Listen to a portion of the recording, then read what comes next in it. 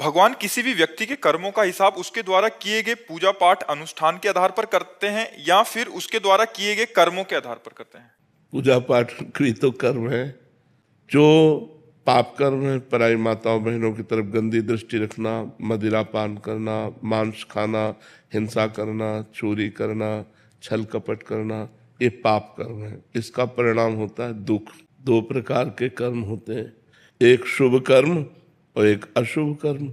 जो पूजा पाठ है, दान पुण्य है, तीर्थ स्नान है, शास्त्र स्वाध्याय है, परोपकार है, इसे शुभ कर्म करते हैं और इसका फल होता है सुख, लौकिक सुख। और जो भगवान का आश्रय लेकर के भगवत आराधना की जाती है, ये शुभ अशुभ दोनों कर्मों से अलग है। अगर आप शुभ कर्म करते हैं तो आपका अलग डिपार्टमेंट सुख फल मिलेगा। दान पुण्य और गंगा स्नान ये आपका शुभ कर्म है, और आपने जो गंदी बात की और हिंसा की वो अशुभ कर्म है। दोनों का फल मिलेगा। अवश्य में भोक्तव्यम कृतम कर्म शुभाशुभम। ये शरीर पाप और पुण्य दोनों से मिश्रित बना है, चाहे जिसका भी शरीर हो भोगना पड़ेगा। अवश्य में भोक्तव्यम, चाहे संत हो चाहे असंत हो।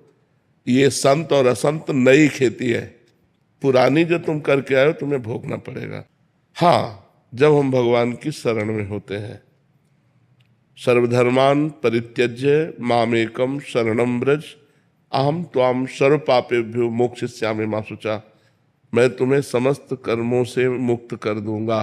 समस्त कर्म शुभ और अशुभ दोनों बंधनों से तुम मेरी शरण में आ जाओ, मेरे भजन में लग जाओ, तो एक बात है, शुभ और अशुभ कर्म दोनों का फल आपको भोगना ही पड़ेगा, आप चाहे जो हो।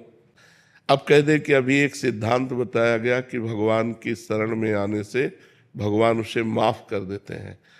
तो क्या माफ किया? ये एक जन्म के लिए निकाला हुआ प्रारब्ध है और अनेक जन्मों का संचित कर्म जमा है, उसे भगवान भस्म कर देते हैं।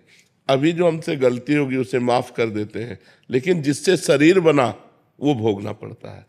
वो शरीर प्रारब्ध भोग से युक्त है, इसलिए प्रारब्ध बड़े बड़े ब्रह्म ऋषियों को भी भोगना पड़ा, बड़े बड़े महात्माओं को भी भोगना पड़ा। तो भोगना तो पड़ेगा भाई। इसीलिए कहा जाता है बहुत होश में कर्म करो, नहीं तो तुम्हें कर्म नहीं बख्शेगा। भगवान तो बख्श देंगे लेकिन कर्म नहीं बख्शेगा, वो तुम्हें भोगना ही पड़ेगा। आप समझ पा रहे हैं?